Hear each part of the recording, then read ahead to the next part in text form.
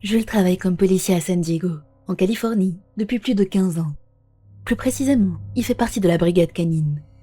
Son métier lui avait réservé des moments difficiles, mais une expérience en particulier lui a révélé à quel point cette profession pouvait être éprouvante. Le 3 mars 2022, à environ 12h35, le département de police de San Diego où il travaillait a reçu une demande d'assistance urgente de la part du bureau du shérif. L'intervention concernait une résidence située non loin de leur position.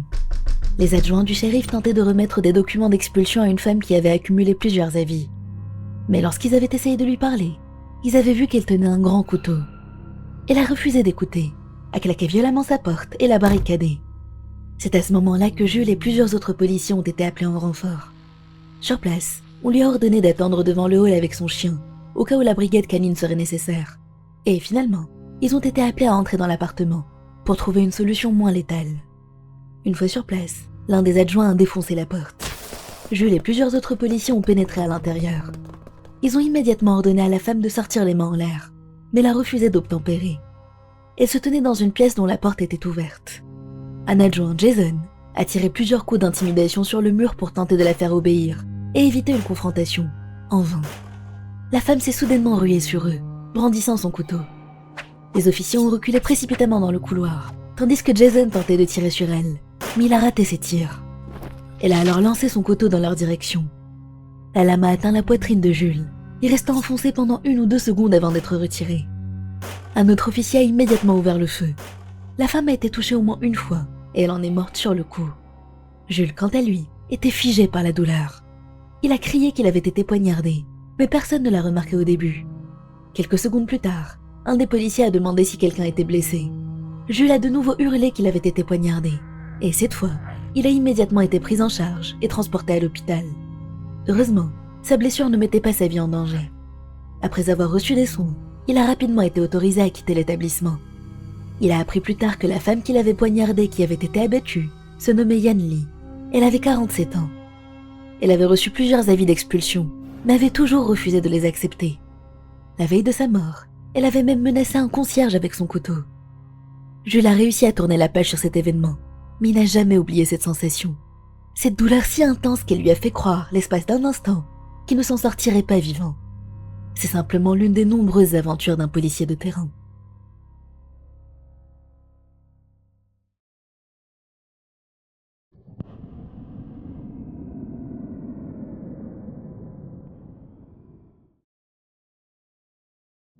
Isaac ne sait pas par où commencer. Cette terrible histoire qu'il a vécue est toujours en cours. Tout a commencé il y a environ 3 ans, lorsqu'il a commencé à faire ce rêve atroce. Le rêve suivait toujours le même schéma.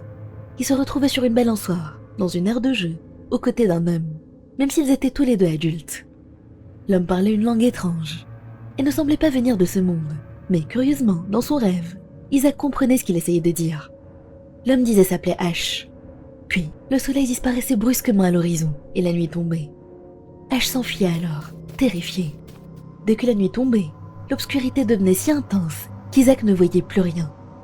Le rêve était une vivacité troublante, et lorsqu'il levait les yeux vers le ciel, il n'y avait ni étoile ni lune, rien que des ténèbres. Il s'est rendu compte qu'il n'avait jamais connu une obscurité aussi complète auparavant. C'était un gouffre sans fond. Puis, une odeur écœurante se propageait, et il entendait des grognements lointains, émis par des êtres inconnus. Ces créatures se rapprochaient, irradiant une lueur rouge. C'est alors qu'il entendait la voix de cet homme, Ash, lui hurler de se réveiller. Le cri était empreint d'un désespoir glacial, presque inhumain, et Isaac se réveillait en sursaut. À chaque fois qu'il faisait ce rêve, il ouvrait les yeux à 4 ou 5 heures du matin. Le déroulement restait toujours le même. Isaac était perdu, incapable de comprendre ce que ce rêve signifiait. Peu importe combien de fois il avait cherché sur Google ou interrogé des gens, il n'avait trouvé aucune réponse. Puis un jour, il a refait ce rêve. Il était sur la balançoire, dans l'aire de jeu, toujours aux côtés de Ash. Mais cette fois, Ash fronçait les sourcils. Il l'a regardé et lui a dit « Sais-tu où tu es? S'il te plaît, ne reviens plus ici. » Quand Isaac lui a demandé pourquoi, Ash a simplement répondu « C'est ici que vivent les prédateurs d'âmes. » Isaac a voulu lui demander ce que cela signifiait, mais Ash a levé les yeux vers le ciel et s'est enfui sans ajouter un mot. Et encore une fois, la nuit est tombée. Les cris des créatures résonnaient dans l'obscurité, et des pas inquiétants se rapprochaient. Ces bruits de pas, c'était comme si des milliers de jambes marchaient ensemble. curiosité, Isaac a décidé, cette fois, de ne pas chercher à se réveiller.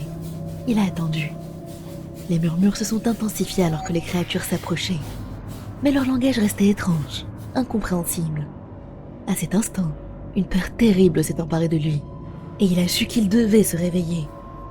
Mais avant d'y parvenir, il a aperçu ces êtres. Et cette fois, il a clairement entendu ce qu'ils disaient. Puis il a ouvert les yeux et s'est réveillé dans son lit. Il s'est précipité sur son téléphone et a enregistré les mots qu'il avait entendus dans son rêve.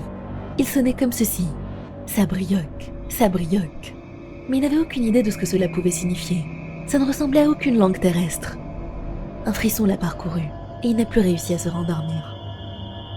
Quelque temps plus tard, il a de nouveau rêvé. Mais cette fois, il a passé un moment agréable avec Ash. Ils ont eu une longue conversation. Et bien qu'Isaac n'en garde aucun souvenir précis, il sait qu'il a ressenti un véritable bonheur. Puis, soudainement, la nuit est tombée.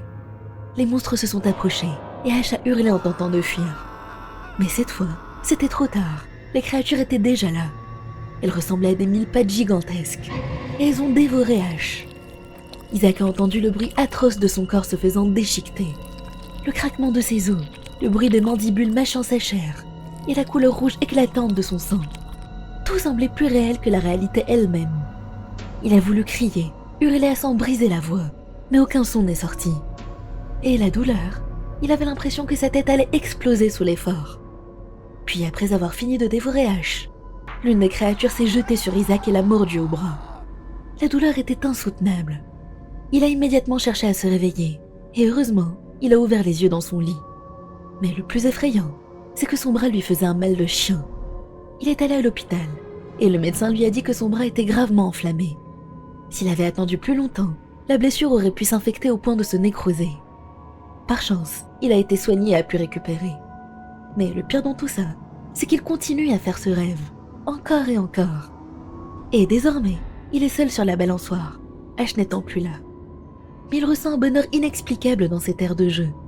Et ironiquement, ce bonheur lui donne envie de ne plus se réveiller. Heureusement pour lui, il a appris à quitter le rêve avant l'apparition des mille-pattes géants. Mais il ignore toujours ce que signifie ce cauchemar. Pourquoi revient-il sans cesse dans cet endroit? Et que se passerait-il s'il se laissait dévorer par ces créatures?